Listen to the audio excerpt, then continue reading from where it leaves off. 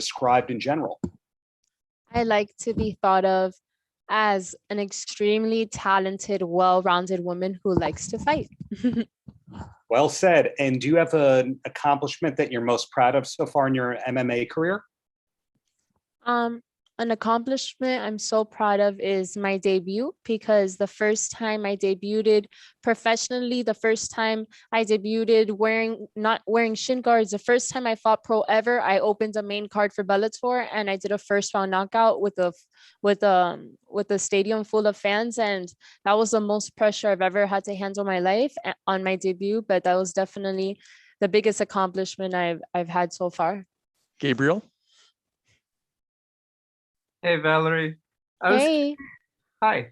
I was curious, did you see Alejandra Lara on Exatlon, and what did you think of her? And do you agree that she might have made it a little further than both you and George? Honestly, I didn't really watch her at all, but I do know that during that whole season, they had COVID over there and they were sent home and stuff. So it kind of defeated the whole purpose of the show. So really, she didn't have a real experience like me and George did. And my second question, I want to ask you about your teammate, the captain at ATT, Kayla Harrison. I know a lot of people talk about maybe fighting your other teammate, Amanda, somewhere else, but how would you feel about her joining Bellator and the party over there at featherweight? Kayla honestly is an inspiration to me. She's an Olympic gold medalist. I always wanted to be an Olympian and I never made it there. So looking up to her, she teaches me a lot. And also I had the opportunity to help her for her last camp, and I would kick her and she would throw me on the floor. So just knowing that she taught me the best judo throws and how to defend them makes me feel very prepared for any fight I have coming up. But definitely I would love to see her in Bellator. I think it would be amazing, and I think she's an extremely high level talented fighter, and she's so strong nobody could beat her. Santiago? Hi Valerie, greetings Hi. from Amsterdam, and thank you for the time. Hi, thank you. This fight was supposed to be on May 7th, but it got delayed. Joel Romero was also supposed to fight on May 7th, but that also fell apart. Were you bummed out that you couldn't share the card with a legend like Joel? Yeah, I mean, I was never supposed to fight on Yoel's card from the first place. It was a mistake. I was always told May 21st, and that's what I was prepared for. But I am sad Yoel didn't get to debut. I wanted to see him fight for Bellator already, and I want one day for there to be 2 Cuban champions. You are still very young in your career, but a lot of people questioned why you are not on the main card, because you naturally draw people to you. Did you expect it to be on the main card as well? No, I like fighting on the undercard. I like fighting early. I like fighting on YouTube. I like being able to eat after and fly straight home. I know that my performance reaches its audience on its own. I don't need to be on a main card to go viral. My talent and my crazy combinations and kicks will get me the viewers I need, and I'm dominating a whole Latin American market and bringing it to Bellator. Michael? Hey, Valerie, greetings from Puerto Rico. Hope you're doing well. Thank you for your time. I wanted to ask, what would a victory on Bellator 259 on Friday would mean to you and to the whole Cuban community? I mean, this victory would mean a lot to me because my grandfather just passed away at the end of February from COVID, and I want to dedicate this fight to my grandfather and all families who have had loved ones pass away because of the pandemic. I think it's a very strong topic. I didn't know it until it happened to me. So this fight, I have a lot of hurt in my heart, and I'm going to let it go in the cage. And one last question. As a Latino, food is part of our culture. What are the principal challenges you face in terms of weight cuts and having to, go into a strict diet and everything to make this fight? Yeah. I mean, I've been cutting weight since, my dad, before I left, he showed me my credential when I was 6 years old, fighting at a Miami Open, cutting weight to 50 pounds at 6 years old.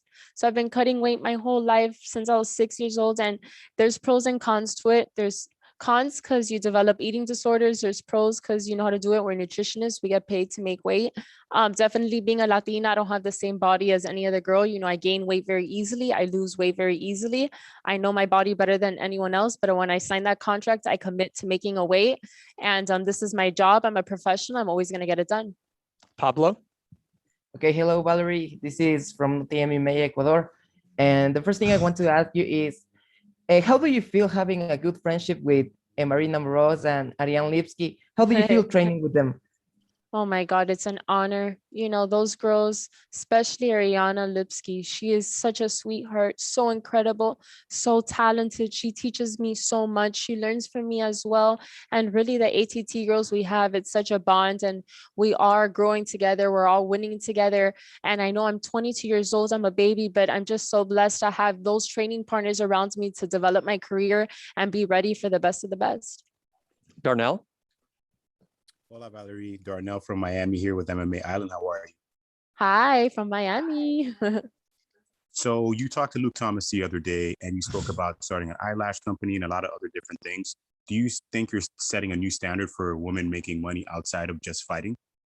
You know, I believe that I was born to cross over beauty and elegance into mixed martial arts in a way that the world has never seen before. Valerie Loureda was born to do that. I'm going to do it. I'm doing it right now. God willing, I'm going to keep winning because there's no way that somebody beats me with the amount of hard work and passion I put into what I do. I was born for this, and I was born to be an icon for female mixed martial arts. Jim? Yes, can you hear me okay? Yes. We can. Oh, great. All right. Hey, Jim Barcelona, Miami Herald. Hey, Valerie. Hey, Jim. Hey, where does that take you? Where do you see a victory helping you get to the next step?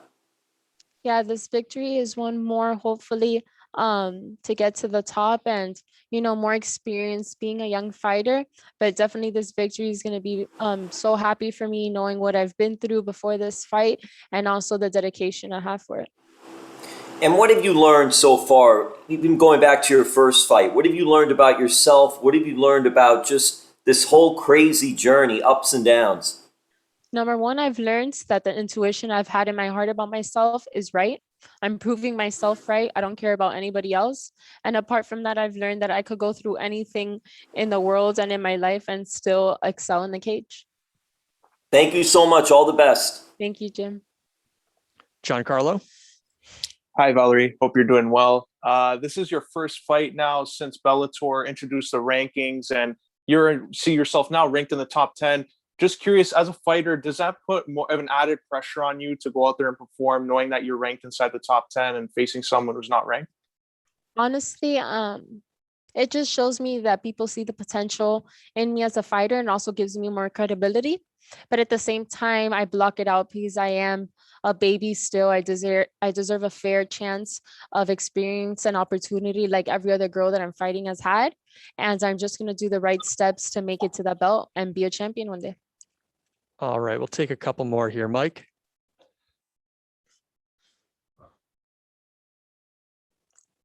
Mike, go ahead. Hi, Valerie. You kind of talked just recently about kind of how you view your career inside and outside the cage as a woman and as a fighter, beauty and elegance mixing with martial arts.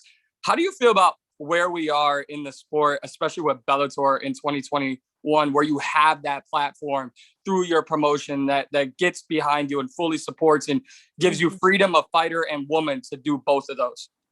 Yeah, definitely. I'm very blessed because if there's one thing about Bellator is that they allow me to brand myself, and that's how I've been able to grow so quickly between that and, you know, my knockouts. But I'm just so blessed and honored to be with this organization that believed in me when I had 3 amateur fights. And I said, you know, I promise you, I'm going to be the best in the world one day. I'm going to be the most recognized, well-rounded female mixed martial artist in the world. And they gave me this opportunity, and I'm proving it to them every day. Every day that I get to be here, I'm grateful. I'm thankful for this opportunity. And I promise you, I'm going to make this promotion proud. And I'm going to make sure everybody in the world knows what Bellator is, especially in Miami. Mark? Master Loureda, it's Mark from Taekwondo Life magazine. Good to see you. Hey, hello. How are you? You mentioned that you came to Bellator as a relative amateur. Now you've had a number of successful fights under your belt.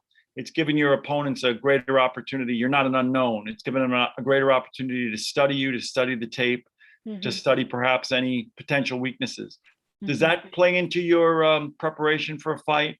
And does that do those things adjust as you go, or is that something that you just go with your game plan and let it be as it will? Honestly, on my fights, I fight differently. If I were to fight myself tomorrow, I wouldn't know how to fight me because every fight I come out differently. I either turn into a boxer, I come back to my muscle memory of taekwondo. I could turn into a wrestler. I could do anything, you know? So I think that's what makes it challenging for other girls to fight me. And also I have a muscle memory and repetition of taekwondo since I was a baby that I don't even think about in the cage. It just comes out like naturally. I love what I do. I've been doing this my whole life. And it's just such an honor to be able to represent taekwondo beyond master. Thank you. And the Taekwondo world will be watching you in your fight. So good luck. Thank you. All right. Thank you very much for the time, Val. Good luck on Friday. Thank you.